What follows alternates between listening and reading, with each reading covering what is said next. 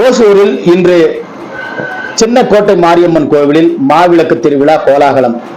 பூக்கரகம் மற்றும் பால்குடம் எடுத்து நேர்த்திக்கடன் செலுத்திய பக்தர்கள். கிருஷ்ணகிரி மாவட்டம் ஓசூர் அண்ணா நகர் பகுதியில் அமைந்துள்ள பிரசித்தி பெற்ற சின்னக்கோட்டை மாரியம்மன் திருக்கோவிலில் 37வது ஆண்டாக மாவிளக்கு திருவிழா கோலாகலமாக நடைபெற்றது. நேற்று முன்தினம் கூழ்வார்த்தல் மற்றும் நேற்று பொங்கல் வைத்து படையல் ஆகிய நிகழ்ச்சிகளுடன் துவங்கிய இந்த திருவிழாவிற்கான முக்கிய நிகழ்வான பூக்கரகம் எடுக்கும் நிகழ்ச்சி இன்று கோலாகலமாக நடைபெற்றது.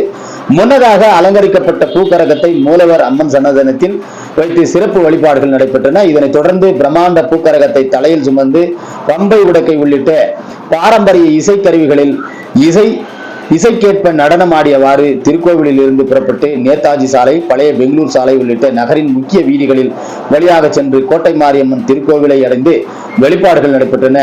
பூக்கரகத்தை தொடர்ந்து ஏராளமான பெண்கள் பால்குடம் தலையில் எடுத்து நேர்த்திக்கடன் செலுத்தும் விதமாக ஊர்வலமாக கோட்டை மாரியம்மன் கோவிலை சென்றடைந்து அங்குள்ள அம்மனுக்கு பாலாபிஷேகம் செய்து வழிபட்டனர். இதில் ஏராளமான பக்தர்கள் பங்கேற்று அம்மனை தரிசனம் செய்து வழிபட்டனர். ஓசூர் செய்தியாளர் செல்வமுடன் ராமச்சந்திரன்.